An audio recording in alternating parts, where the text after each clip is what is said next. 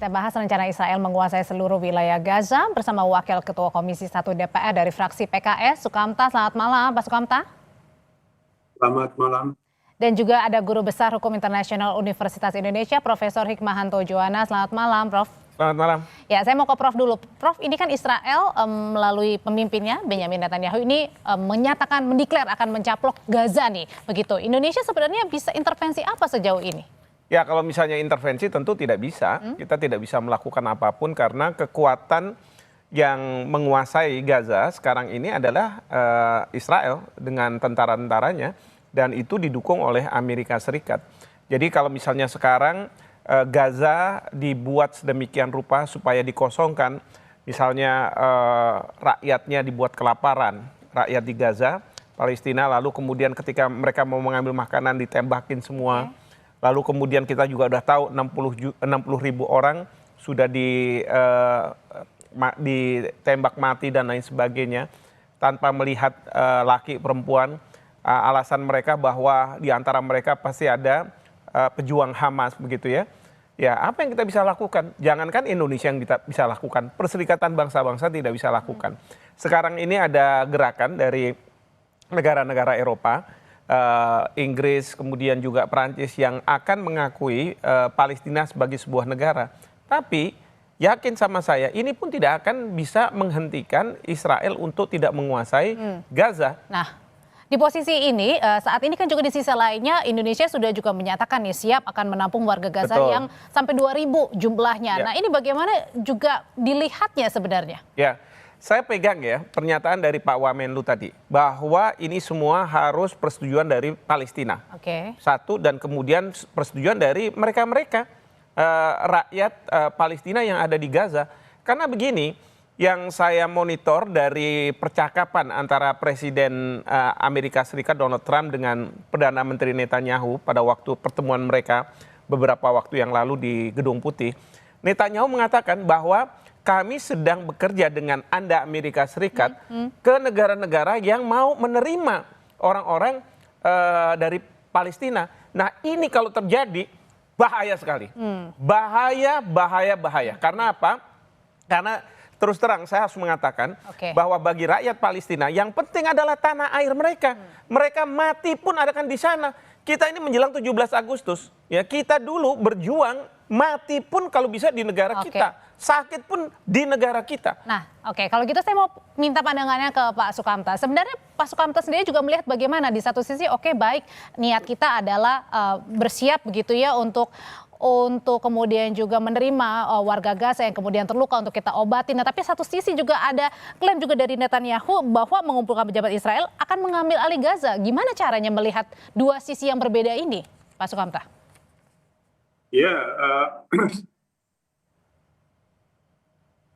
sebetulnya apa yang disampaikan oleh Netanyahu itu menunjukkan niat aslinya sejak awal bahwa mereka ini tidak ingin memberangus Hamas, bukan mau menumpas pejuang, tapi memang tujuan utamanya Israel itu adalah menduduki Gaza dan ingin menghapuskan penduduknya.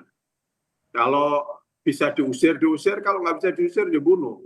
Nah, ini apa yang sedang terjadi, pemboman tiap hari, tiap saat, nggak peduli itu tempat-tempat sipil, tempat pengungsian, sekolah, rumah sakit, semua dibunuh.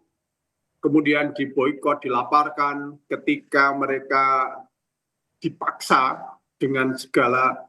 Orang Palestina ini orang yang paling sabar di seluruh dunia.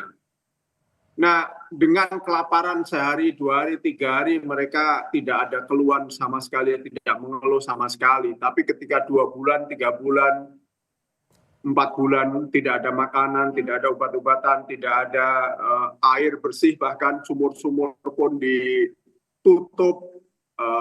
Kalau ada sumur instalasi, dibom oleh Israel. Nah, mereka akhirnya ya harus ngantri makanan. Ketika mereka ngantri makanan, datang 12 kilo, 15, 20 kilometer, datang ke tempat antrian makanan yang dibunuh. Pak Sukamta, artinya di tempat antrian makanan itu hampir ratusan tiap hari. Ini harus menduduki Gaza, menguasai Gaza dengan segala alasannya. Mungkin karena alamnya, karena di situ ditemukan sumber daya alam yang sangat luar biasa, atau alasan strategis lainnya. Nah, urusan alasan menumpas pejuang itu alasan saja. Oke, jadi inilah kekejaman Israel wajah yang asli. Oke, jadi sebenarnya kalau Pak Sukamta melihat sendiri sikap Indonesia yang ingin mengobati begitu ya, membawa warga Gaza untuk ke Pulau Galang ini sudah tepat atau tidak? Sebetulnya isu soal pengobatan di Galang itu kan isu yang sudah lama. Sebelum ada rencana Netanyahu itu sudah ada rencana pemerintah untuk menyediakan Pulau Galang untuk pengobatan. Jadi sekarang justru ini nggak ada hubungannya sebetulnya.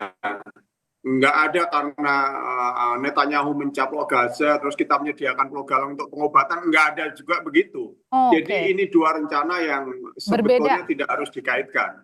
Nah, sehingga ketika ada statement Netanyahu begini, walaupun kita sebagai negara tidak bisa mengirim tentara, tidak mungkin intervensi militer, saya kira ini menjadi dorongan bagi kita semua, pemerintah Indonesia, parlemen, bangsa Indonesia yang memang secara konstitusi ditugaskan untuk menghapuskan penjajahan di seluruh dunia dan membela pejuang kemerdekaan ini, untuk do something, untuk membuat terobosan yang baru, yang seperti apa saya kira kita perlu mengkonsolidasikan. Jadi tadi poinnya menurut Pak Sukamta adalah dua hal yang berbeda ya Pak Sukamta. Sebentar nanti saya ke Bapak lagi, saya mau tanya kembali ke Prof. Prof, apakah benar ini? Maksudnya tadi dibilang memang ada dua begitu ya perbedaan begitu. Tapi bagaimana sebenarnya orang, apakah sama persepsinya?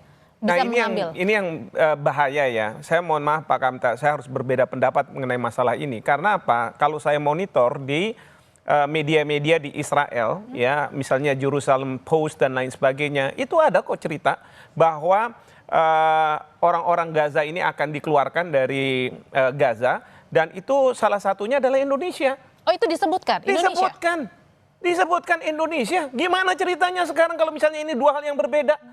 Saya mau tanya, dan ingat ya Bapak Ibu sekalian ya di sini, bahwa dalam hukum humaniter internasional, bahwa dalam kondisi perang itu tidak boleh orang setempat dikeluarkan tanpa persetujuannya.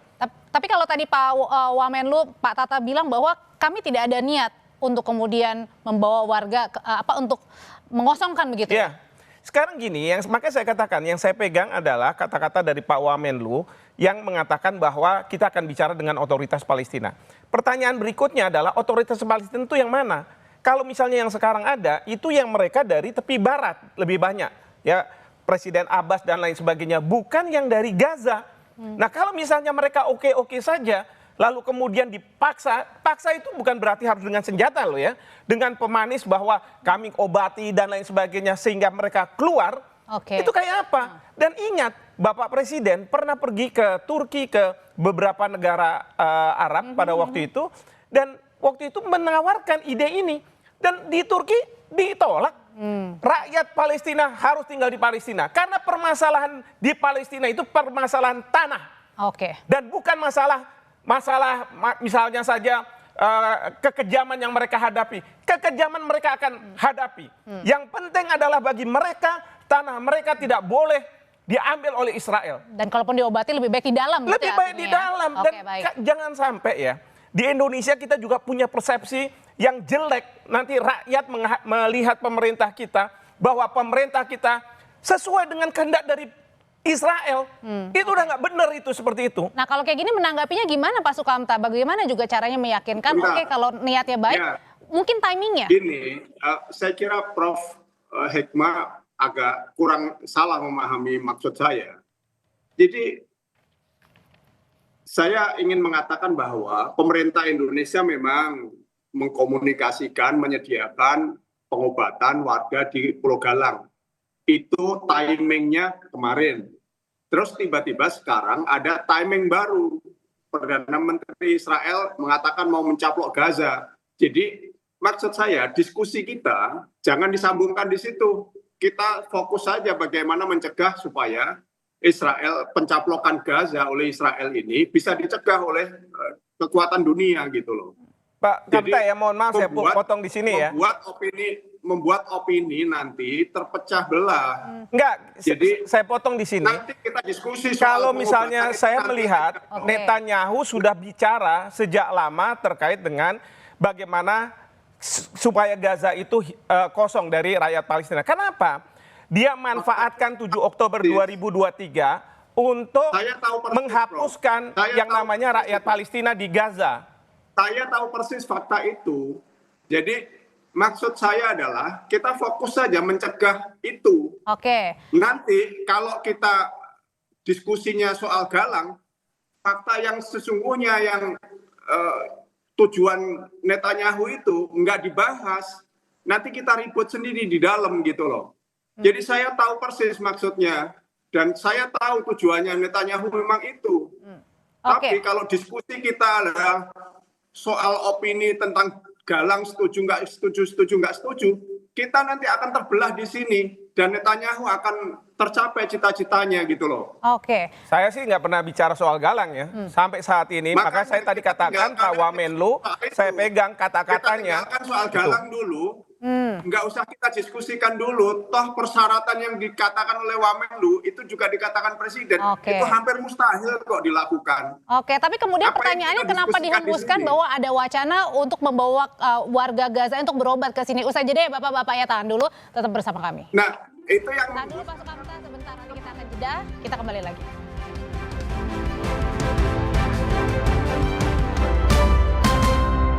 Lanjutkan pertanyaan saya sebelumnya. Jadi Pak Sukamta, menurut Anda sendiri pemerintah sebenarnya perlu sangat hati-hati sekali nggak untuk mengambil keputusan akan merawat warga Gaza di Indonesia? Oh ya, itu ada diskusinya sendiri. Seperti yang disampaikan oleh Wamenlu tadi, itu hampir mustahil kok dilakukan. Misalnya persetujuan Palestina, seluruh pihak yang Palestina, itu siapa sih yang dimaksud? Itu kan maksudnya persetujuan antara pemerintah otorita Palestina, para pejuang di Gaza, ada Hamas, ada Jihad Islam. Tapi sudah kandung kemana-mana informasinya, Pak. Pengungsi sendiri, ya. Sudah kandung kemana-mana informasinya ini bahwa akan dibawa warga Gaza. Loh, itu kan prasyaratnya itu harus satu paket toh yang disampaikan itu, bahwa ada prasyarat yang harus dipenuhi, harus juga disetujui oleh negara sekitar. Itu kan hampir mustahil itu. Itu kan statement yang di dalamnya itu satu paket. Nah, bahwa kemudian ya pemerintah karena kemarin membuat statement sekarang menyiapkan tempat, kan begitu. Tetapi prasyarat-prasyaratnya tetap harus dipenuhi kan. Oke. Jadi itu sesuatu yang menurut saya ya sesuatu yang hampir mustahil lah. Oke, sesuatu yang yang kemudian mesti dikaji lagi, tapi ini kemudian sudah berembus, bagaimana nih harusnya kita bersikap kalau gitu, Prof? Ya, yang pasti harusnya kita fokus saja kepada pencegahan yang dilakukan oleh Netanyahu itu. Oke, bagaimana ini, Prof? Ya, jadi kalau saya lihat di media-media di Israel, mereka mengatakan bahwa ada deal-deal tersebut. Dan deal-deal ini sebenarnya nanti lewat Amerika Serikat, jadi bukan lewat Israel langsung ke Indonesia. Tapi yang secara non formalnya ada yang dari Mossad dan lain sebagainya itu sudah melakukan upaya-upaya seperti itu. Nah, ini kan sudah terbangun image di Israel terkait dengan masalah ini. Lalu kemudian ada persiapan di Indonesia dan lain sebagainya. Maksudnya masalah bahwa akan ada bantuan untuk membawa warga begitu? Membantu warga Palestina ke Indonesia dan mereka Israel minta agar Amerika Serikat nantinya akan memfasilitasi hal ini ke Indonesia, begitu kan? Ini kan bahaya nih kalau misalnya seperti itu. Ya, ini kan saya dapat informasi ya tinggal klik-klik aja, transparan kok ada di media dan lain sebagainya. Nah, nanti kan kita udah tahu, oh iya ya seperti ini. Nah, ini yang saya katakan, ini yang kita harus hati-hati, jangan sampai nanti persepsi dari negara-negara Islam, ya termasuk juga kayak Turki, mereka mengatakan ini Indonesia seperti apa sih? Katanya mau berpihak kepada rakyat Palestina, kok tapi mengambil kebijakan yang seperti ini, begitu. Jadi wacana ini harusnya di stop?